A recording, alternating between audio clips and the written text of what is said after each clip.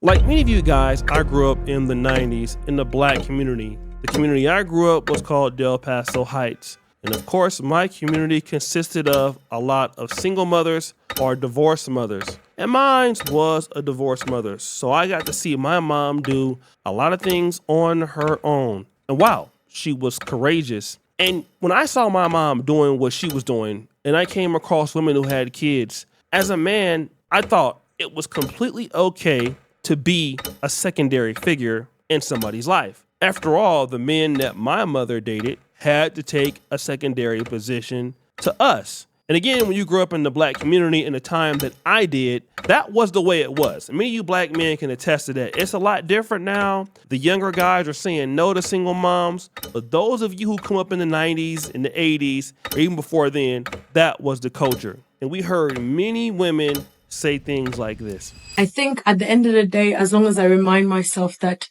being a mum is my first priority, and it's a gift. It's a gift from God. Everything else comes second. So with that in mind, regardless of whatever changes, getting married, getting a new business, expanding this, getting whatever happens in my life, the one thing that comes and will always come first is the kids. I saw some other women who had a different position. And it was really unorthodox in comparisons to what we hear every day. We made a promise to each other that even when we have kids, that we would make sure that we would put each other first. Now, that can be, for some, I'm sure, that have kids, you're like, oh no, my kids come first. Well, guess what? Them kids will be gone. And you know what, who you have to live with? That person. Well, I have to live with him. And so we made a conscious effort to put each other first. And even when our kids came around, we made sure that we put each other first, and we did not feel guilty about it. Our kids knew and they understood from a very, very young age that that was important to us, and it makes us better parents. And I didn't care what they said. I didn't care how much they cried. We are going to take care of each other first because it makes us better for each other. It makes us good role models for you as children.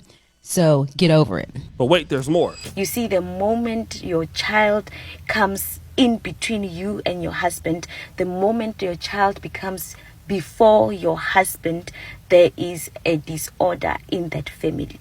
It's very much normal for us as women to want to put our children first, to want to nurture our children. But just because it looks or seems like a good thing to do does not make it a right thing to do. Listen, those children are going to grow up one day. Those children are going to leave you one day. Those children are going to have their own wives and husbands one day. And you are going to be left with a stranger in the house because you have allowed your marriage to be all about children. I don't even have time to go into the commentary that I saw from a lot of these women. And of course, they were saying, hey, my husband comes first. My kids come secondary. And it's better because, well, our kids get a better relationship. But there is somebody who also feels the same way. Ayesha Curry. Fast forward! Ayesha Curry has experienced a hard time, in my opinion, in her relationship with Steph Curry. She played the innocent housewife, then she wanted a lot of attention. She was taking some risky photos, kind of trying to compete with Steph Curry because he was getting so much attention as the NBA's best shooter of all time. And she wanted her own attention. It was so bad that people thought that Ayesha Curry was cheating on her husband. But the reality is that Ayesha Curry was struggling with trying to find her own identity while being a mother to a very successful black man. And the Currys share 4 kids: Riley, 12, Ryan, 9, Canon, 6, and a son, which they welcomed in May. She told People magazine something very controversial that a lot of people don't like. And she said this: I think for us, our relationship always comes first. Then we're parents, and that works for us because then you have 2 happy people raising the kids in the house. So the family sector in our lives always comes first. She also says this, and then honestly, is just surrounding ourselves with people that are smarter than us and know what they're doing and can make the things run. And they allow us a space to be creative and allow us a space to truly show up however we choose to. And I think that's really worked for us. I think the real issue with men and being in relationships in today's world is that men are automatically minimized. Don't get me wrong. Men have no problem with sacrificing. It's something that we do. Men are naturally servants. I know guys are trying to get away from that, but that's really how we are. We like to see other people enjoy themselves. We like building communities. We like solving the world's problems. We like other people being successful. Not to say that women don't, but men are probably more engineered to do that more for society or for their families. But the reality is that men are not getting any respect. And the reality is, if men are being appreciated more, it energizes them to want to be better husbands, better fathers. Imagine what's going on in Black America right now. Women are complaining about Black men not wanting to step up in, let's say, unorthodox relationships, which is being with or marrying single moms. If you go to any dating show, you've seen it. They have 4 kids. They want a man to make $150,000 a year, and then also say that the kids come first.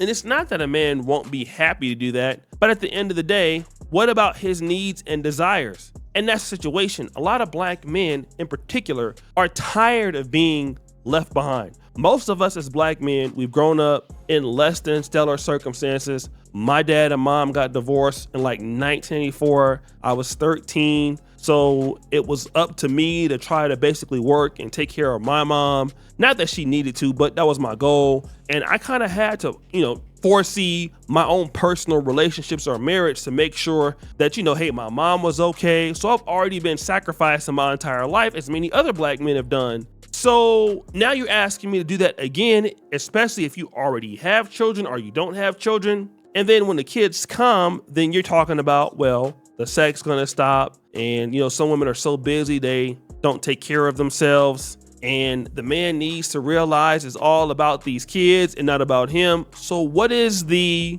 incentive for him to be there? Because one day the kids are gonna leave. And that's what typically happens. Once those kids leave, the kid's like, hey, once your kids get 18, me and your mom are divorcing. And that's probably what happened with Steph Curry's parents, Sonia and Dale Curry. And they want to learn from that. What women need to understand is putting your man first doesn't mean putting your kids last. If you put your husband first and he's appreciated and respected, and that means, and I saw my grandfather receiving this when I was a kid, my grandfather ate first, then we ate, okay? He was the head of the table. We're going to fix his plate and what? No, you kids, no. If he said it was okay for us to eat, then it was okay for us to eat. But he was the ruler of the house. And that respect to him made him want to do more for me. And he died in 2019, but I thank him so much for all that he did for me, because the fact that we respected him and loved him, it gave him more energy to give to us. He took me to basketball games.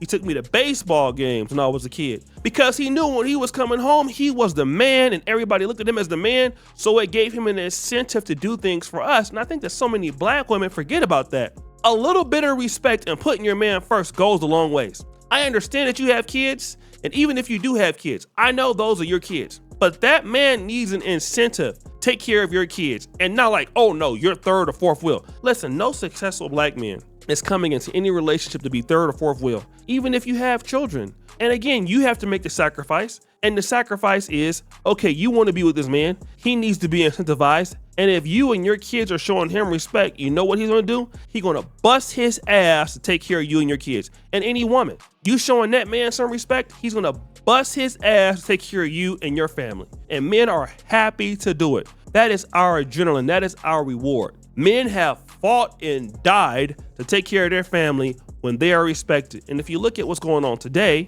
there is no respect for these guys. It's just all about what a woman can get. What does she deserve? What does she need to have? And guys are like, well, wait a minute. What about me? And when the man's needs are not there, he's not going to want to be a provider. And Ayesha Curry has it right. There's so many women out there that, like, let me say, if she was a little bit different, if it was all about her and she wasn't giving everything she needed to Steph, he'd be gone by now. Steph would have every reason to get a side chick, to get a white chick, to get anybody else. But because she understands that dynamic, she got more kids, she got more respect, she got everything. And that's what makes her a great wife. Again, nobody's perfect and people have their situations. But that's the situation. Respect, uplift, and put your man first. Make sure that he got his food. Make sure he got his time. Make sure you're available for him. And that man is going to be available for you. Just like my grandfather was. Hey, and just like my dad was. My dad wasn't perfect. But once my dad was getting the respect he deserved, hey, he was there. Once he wasn't, he was gone. And that's the reality. So guys, it's your boy, O'Shea Duke Jackson. Back at it again with another episode of The Celebrity Drunk. Which is for all you do. Subscribe, hit the bell. We're out.